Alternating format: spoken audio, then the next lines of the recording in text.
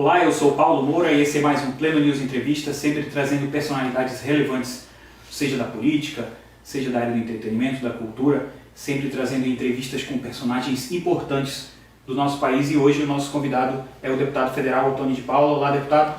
Paulo, que prazer estar aqui com você e que prazer estar com os nossos seguidores do nosso Pleno News.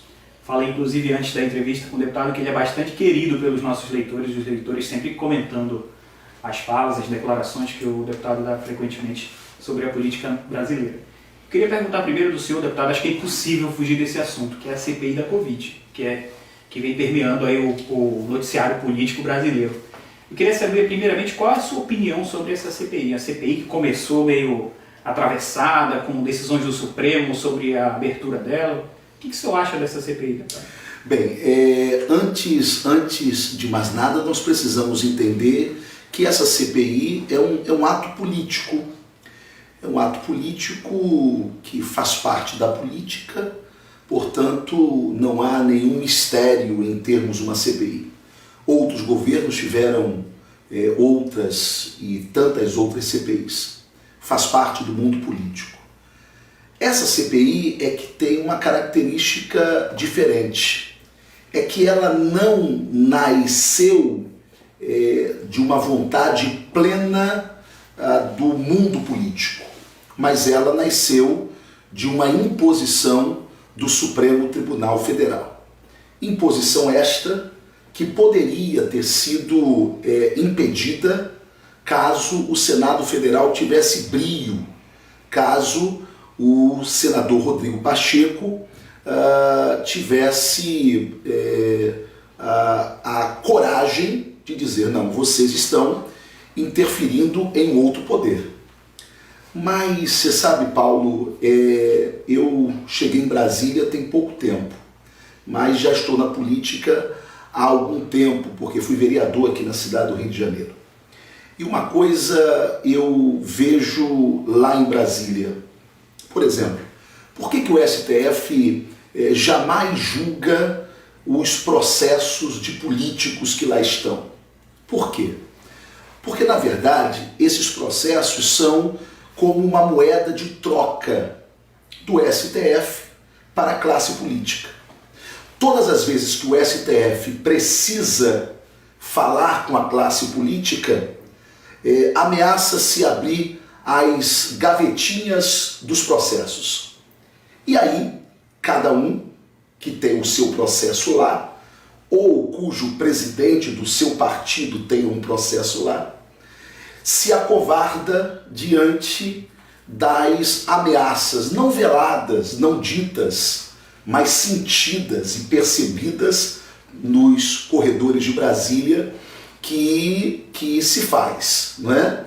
Só para você ter uma ideia, o caso do deputado Daniel Silveira, que é um absurdo, preso por opinião, onde que já se viu deputados, não é, permitirem a prisão de um outro deputado federal por um crime de opinião. Mas por que isso? Se vocês soubessem a pressão que houve na Câmara Federal, vinda do próprio STF, para que os deputados mantivessem esta decisão absurda da Suprema Corte, foi algo terrível. Eu, por exemplo, sofri uma ameaça bem discreta, é aquela ameaça que vem em forma de uma declaração de amigo, né? Uma ameaça polida, né? Bem polida, tipo, ô Tony, eu me preocupo tanto com você, você tem um futuro tão lindo pela frente, puxa, mas eu estou com medo. Por que você está com medo? É porque eles me informaram que você é o próximo. Eles quem? Não, me informaram. Bem, eu sou o próximo por quê? Por quê? Na política, Paulo, ou você tem o verbo ou tem a verba. Se você quiser ter o direito ao verbo, você vai precisar abrir mão da verba. Como eu abri mão da verba, eu tenho o direito de ter o verbo. Agora, se eu tenho a verba, eu não posso ter o verbo, porque a verba tem o poder de comprar o verbo. Então, respondendo a sua pergunta, especificamente a CPI da Covid é um grande cenário armado junto com senadores e a Suprema Corte para tentar derrubar o governo Bolsonaro. Não há outro caminho. Eles não querem enfrentar Bolsonaro em 2022. E por que não querem? Porque sabem que não vão conseguir vencer o presidente. Aí você diz, mas e as pesquisas?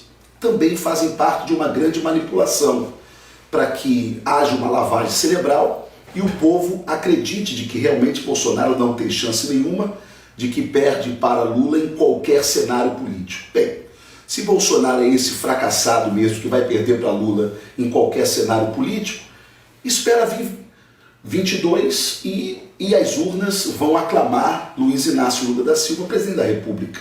Mas na verdade eles sabem que isso é um teatro. Deixa eu só te falar algo aqui rapidamente. Para que todo o processo de impeachment ele vingue, precisa ter 3 ingredientes. O primeiro, a economia deve estar combalida, e nós estamos com uma economia combalida devido a essa pandemia. Segundo, falta de apoio político no Congresso Nacional, e o presidente não tem esse apoio político todo dentro do Congresso Nacional. Mas tem um terceiro ingrediente que tem que estar nessa receita, senão o prato não sai, que é a falta de apoio popular. E aqui está o grande problema deles. Economicamente o Brasil não anda tão bem. Politicamente o presidente não tem tanto apoio, mas as ruas estão com o presidente. E por isso eles não conseguem fazer esse processo de impeachment como eles querem fazer. Por isso eles precisam agravar o problema do país, colocar a peste de genocida do presidente da República, tentar enfraquecê-lo popularmente, para aí sim, esta grande pizza dos interesses privados que se confundem com os públicos serem servida através dessa CPI para derrubar o presidente da República. Você acredita que a CPI faça parte desse projeto todo? Não, eu não acredito não. Eu tenho certeza de que a CPI é aquilo que eles têm nesse momento como um golpe final e derradeiro sobre o presidente Bolsonaro. Você acredita que tem algum meio de... A gente vê até alguns políticos da base do governo falando em cartas marcadas. Já está definido que vai ser do relatório final da CPI. Você acredita que tem algum meio de fugir desse jogo de cartas marcadas que estaria sendo preparado? Eles vão ter que combinar isso com a população brasileira, porque na verdade, por exemplo, você colocar Renan Calheiros como relator de uma CPI dessa, cujo filho é governador em Alagoas, cujo filho também fará parte de uma investigação, é algo surreal, né? Tentar fazer a manobra de que a CPI seja apenas para investigar a falta de administração do governo federal na pandemia e deixar de lado o que os governadores fizeram, o que prefeitos fizeram, que se convencionou chamar de Covidão, não é? Que foi o que derrubou o Wilson Witzel aqui no Rio de Janeiro e vai derrubar muitos outros governadores que roubaram infinitamente durante essa pandemia. Esta é uma prova de que, por mais que eles se articulem, eu entendo que hoje a população está muito antenada nesta jogada de poder e não vai tolerar alguns movimentos, não. Você acredita que consiga ter um impacto real em cima dos governadores, prefeitos, com essa CPI? Possível? Eu acredito que a CPI acaba aí. A CPI acaba aí. Se o governo conseguir fazer com que os governadores e prefeitos sejam investigados no mesmo ritmo do governo federal, vai travar a CPI. Por quê?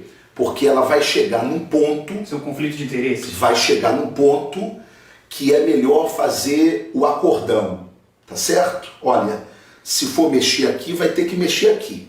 Então, para não mexer aqui, nos senhores e nas senhoras, então a gente acaba com isso, mete um relatório só para a gente falar o que aconteceu aqui na CPI, porque se for na mesma velocidade de investigação do governo federal, essa CPI vai acabar colocando muita gente na cadeia. Um outro prejuízo que a gente vê bastante políticos apontando, principalmente da base governista, é atraso nas pautas importantes. Atraso na votação de reformas, reforma tributária e administrativa principalmente. Você acredita que vai realmente atrapalhar, a CPI vai atrapalhar essas votações importantes? A pauta das reformas é tudo de mais urgente que nós temos hoje no país. Tudo de mais urgente. Só que essas pautas, se elas passarem na velocidade que elas deveriam estar sendo conduzidas, essas pautas reelegem Bolsonaro. E aí que eu quero que o seu Brasil de audiência possa compreender isto. Esses caras são tão covardes, mas tão covardes, que eles preferem adiar o progresso da nação a ter que suportar mais um ano ou mais um mandato de Bolsonaro. E aí eu quero explicar por quê. O dinheiro é um só. E o dinheiro que sempre alimentou esse establishment, o dinheiro que sempre alimentou a mídia, a justiça, o Congresso, sempre foi um só dinheiro. O dinheiro da máquina pública. Por isso é que você está vendo hoje grandes emissoras quebrando. E todos precisando falar a mesma coisa contra o presidente Bolsonaro. E por que precisa fazer isso? Porque ou eles derrubam o presidente da República, ou o presidente da República acaba com o monopólio da informação que essa turma tinha. Então, na verdade, o que nós temos hoje é um grande jogo, sabe aquela queda de braço, não é? É o que nós estamos tendo. Infelizmente, para que eles vençam essa queda de braço, eles precisam fazer com que a reforma administrativa, que a reforma tributária, que nós tanto precisamos nesse país e que vai destravar o país e que vai dar velocidade ao país, não passe, porque isso vai beneficiar o governo. Veja a mente pequena que eles têm. Tá certo. Mudando um pouquinho de assunto, falando um assunto que o senhor bastante aborda nas suas redes sociais, que é o Supremo Tribunal Federal, especialmente os ministros.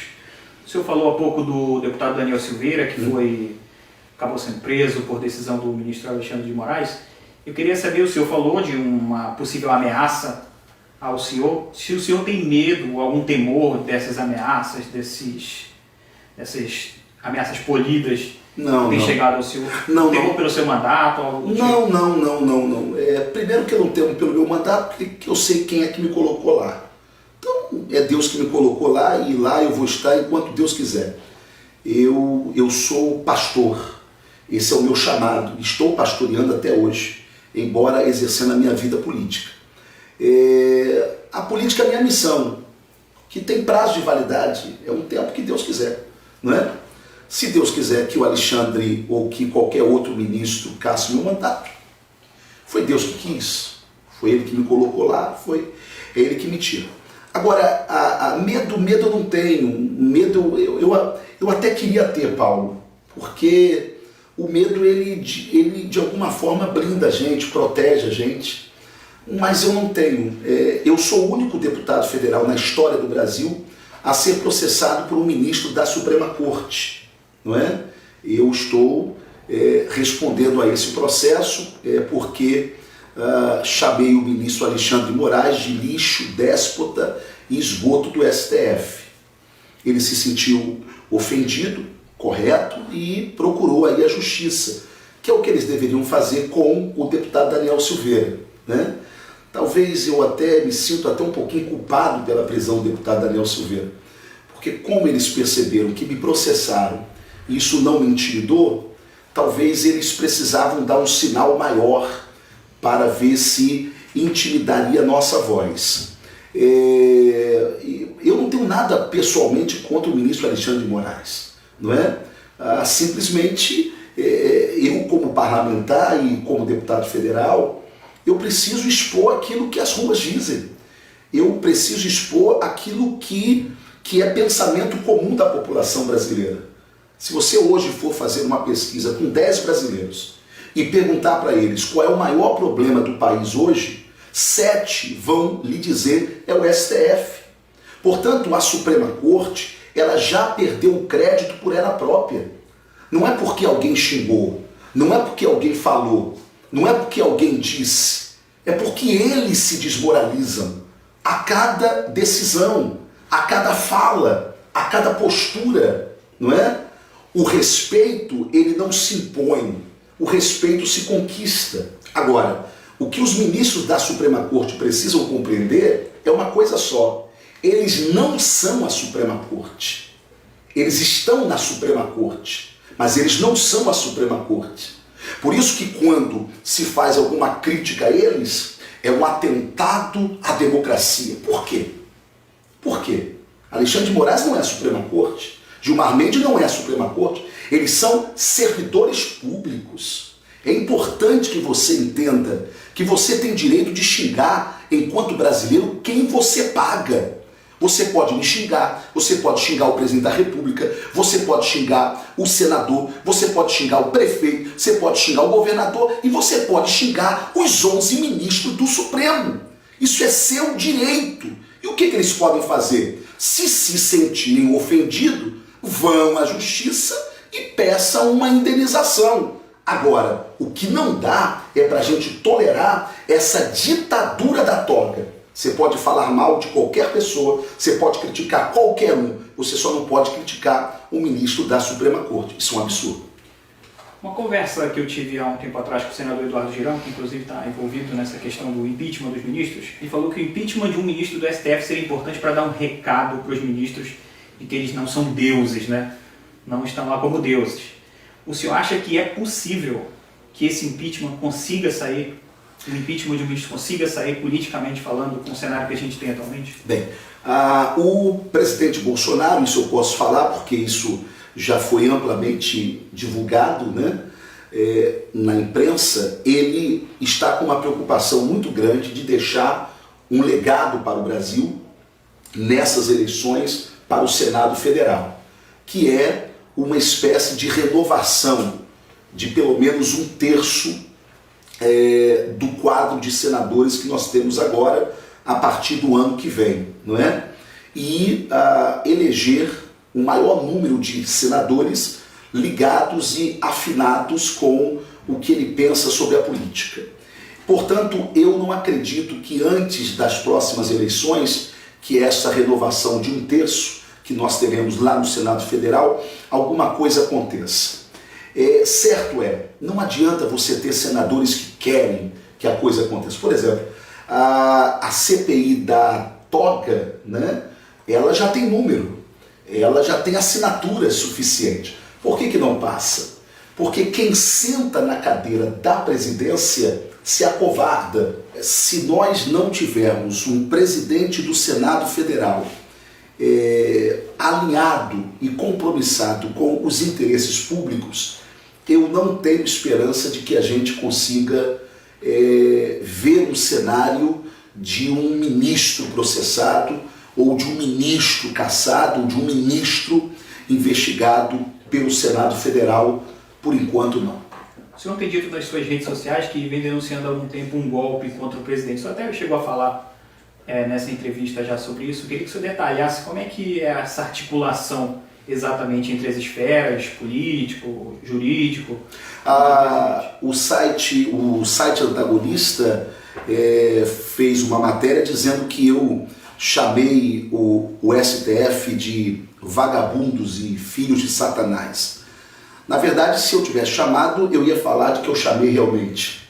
Aliás, eu quero até lhe dar essa notícia aqui em primeira mão, né?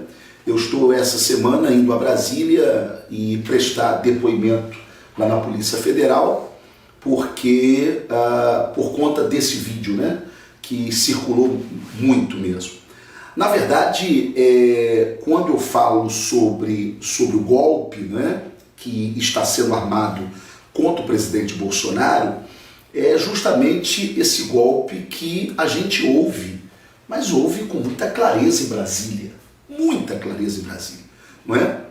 Você ouve falar de um processo contra o presidente para derrubar o presidente nos corredores de Brasília. Talvez eu esteja tendo a coragem de denunciar isso, mas isso é muito claro, isso é muito latente, isso é muito patente lá em Brasília. Agora, esta situação que eu falo sobre o golpe é justamente, e aí nós falamos já sobre a CPI, não é? É esse golpe contra a democracia, não é? É esse golpe que quer caçar um presidente honesto, não é?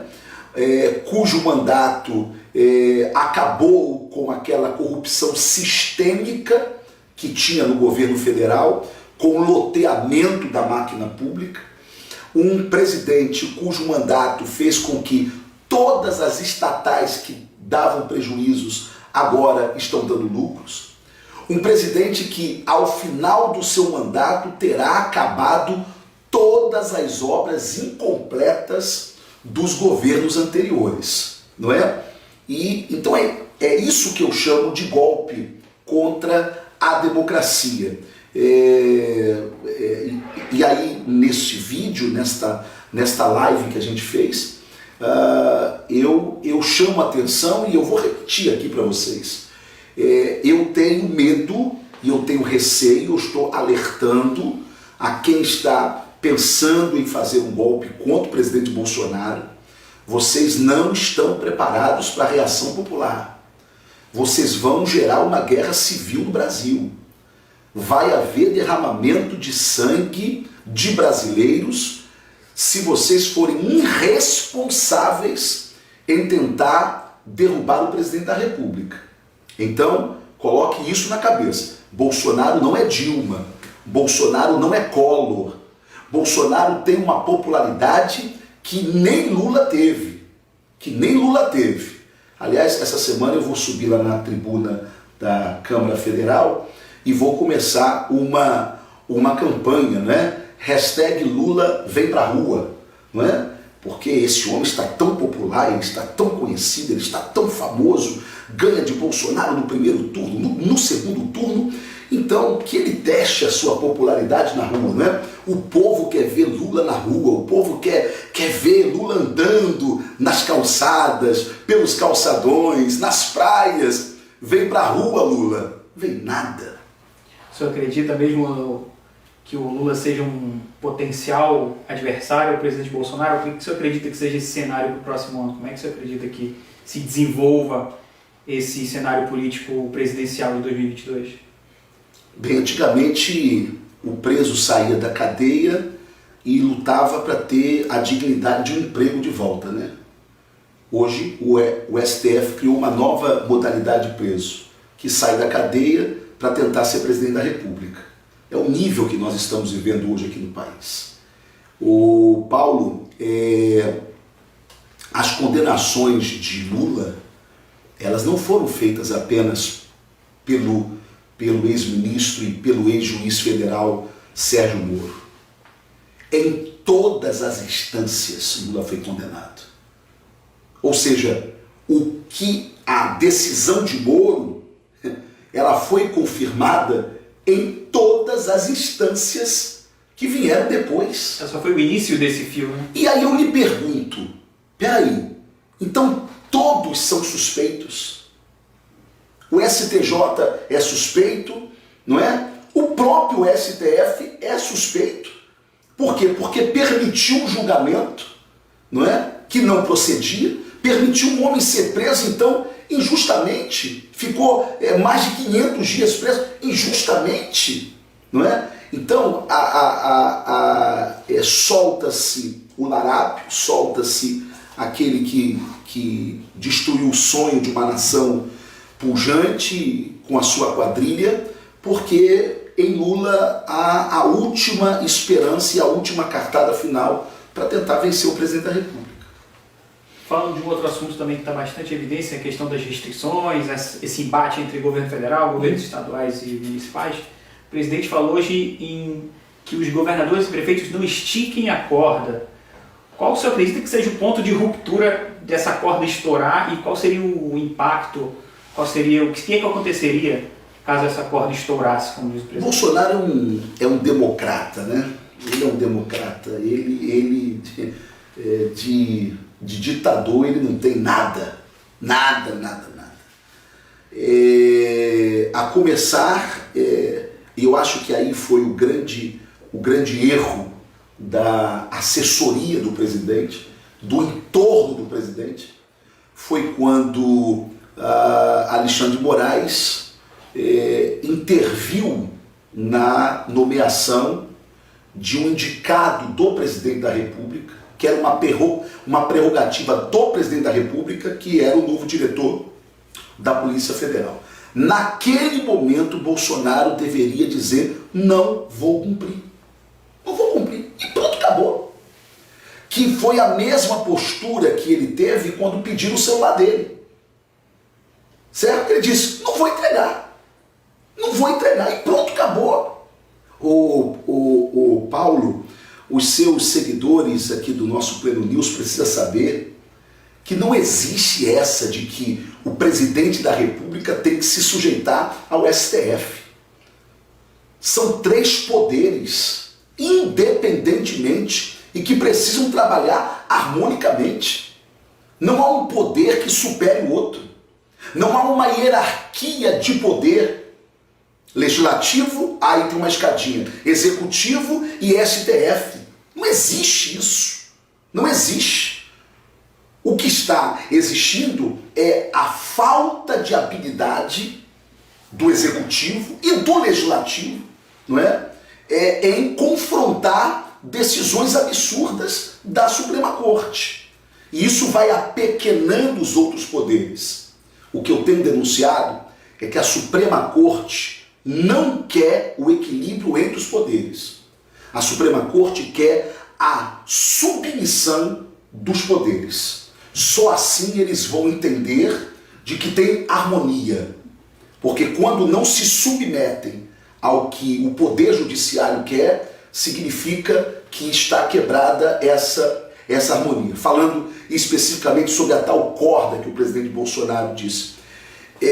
O que o presidente falou para mim essa semana passada foi justamente isso. Ele não vai mais tolerar que governadores e que prefeitos, não é, mantenham esse nível de tratamento com a população. E para isso, ele poderá usar as Forças Armadas para ser a mediadora entre a brutalidade do Estado e o povo trabalhador, que é o que nós vimos por aí, não é? O cara, vendedor de pipoca, certo? Vendedor de bala. A missa, né? Loucura, certo? A polícia entrando na missa e aí mandando a missa parar, o culto parar, certo? Então, o povo está clamando para que o presidente use das suas atribuições. Isso não significa golpe, isso não significa o abalo da nossa democracia. Significa que o presidente, nos parâmetros constitucionais, como ele disse, nas 4 linhas da Constituição, vai agir constitucionalmente.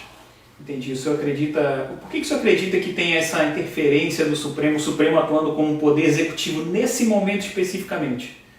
Seria algo com o presidente Jair Bolsonaro especificamente? Não é algo contra o presidente Jair Bolsonaro, é algo contra quem bateu de frente com o sistema.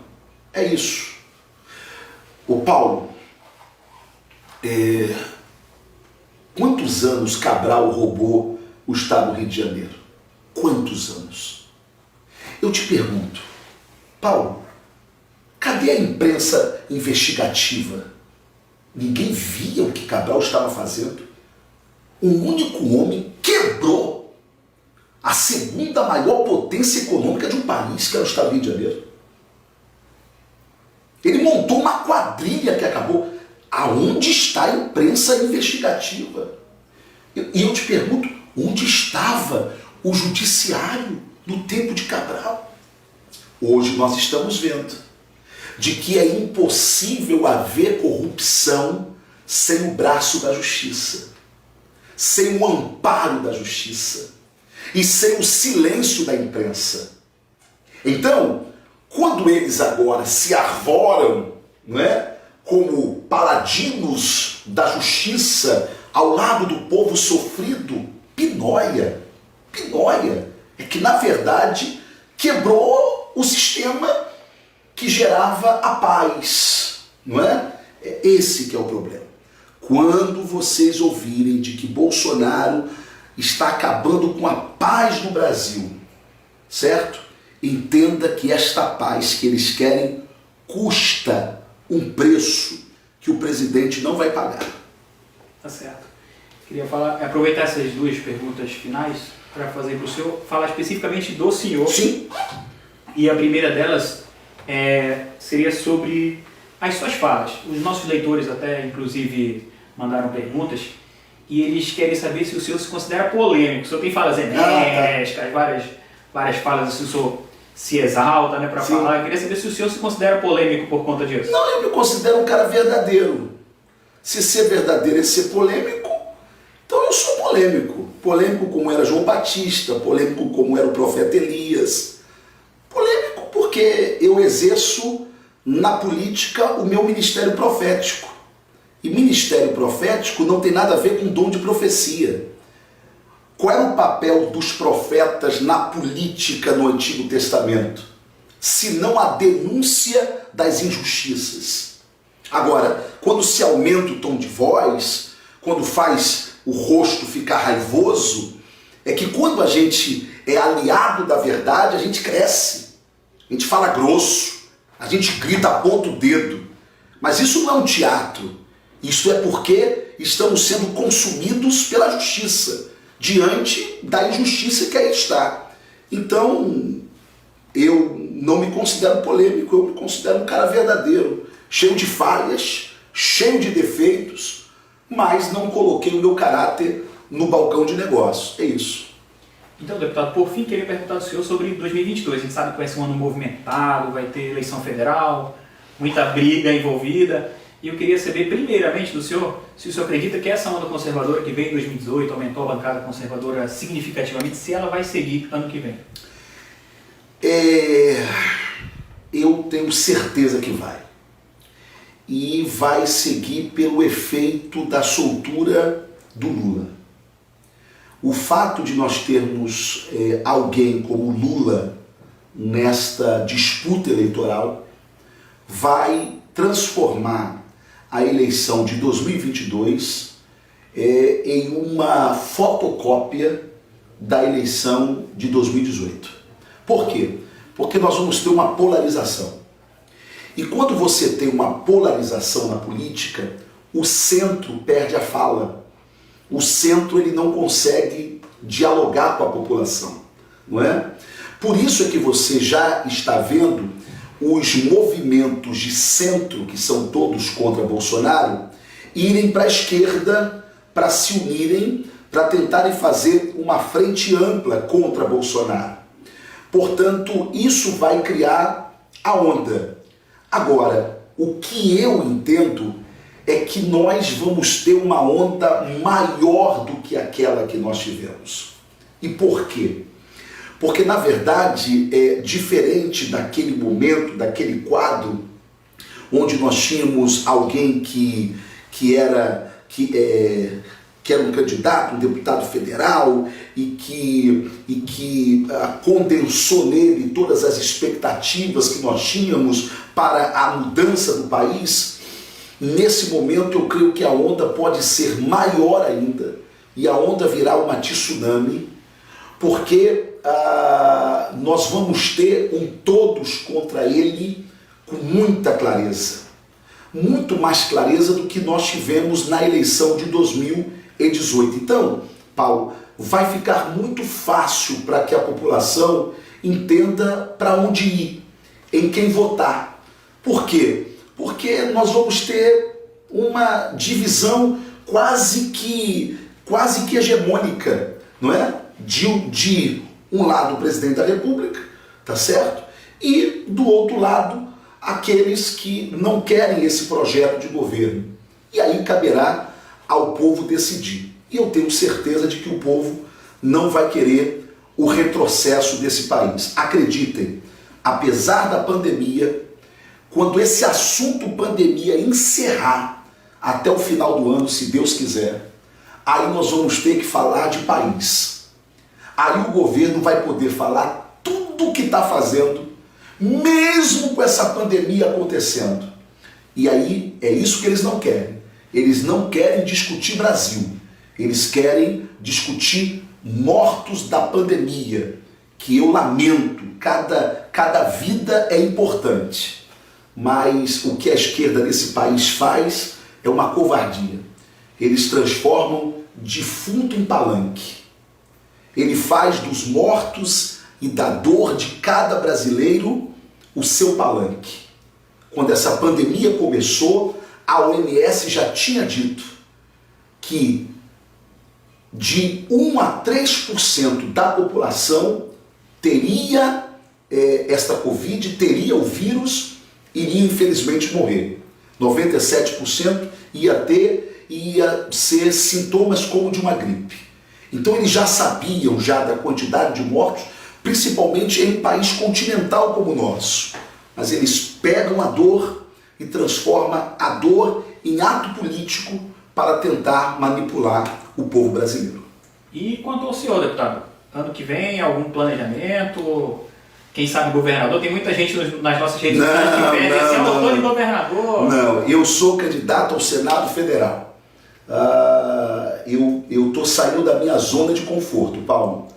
Eu tive 120 mil votos, não era candidato do presidente Bolsonaro, não fui indicado por ele, não bati uma foto com ele, era de um partido que ele falava mal, que era o PSC, e a gente conseguiu os 120 mil votos. Acho que não decepcionei o meu eleitor, mas eu saio dessa minha zona de conforto porque eu acho que eu tenho uma missão maior, e essa missão é representar o meu estado e representar o povo que confia no nosso trabalho e que quer ver esse país mudar a partir de um enfrentamento claro, lúcido, democrático com esses poderes que querem atrapalhar o crescimento do Brasil. E se eu ficar na Câmara, eu serei apenas uma voz a reclamar.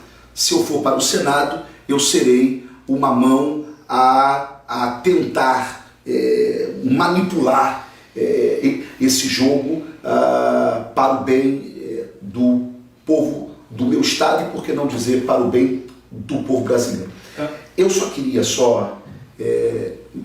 aqui nesse momento, falar algo que está aqui no meu coração. Posso? Pode falar. A grande falta que nesse momento do Brasil faz o deputado e o senador Harold Oliveira. Harold era uma voz de calmaria. Eu não me lembro de Harold levantar a voz. Eu não me lembro de Harold se perturbar com alguma má notícia.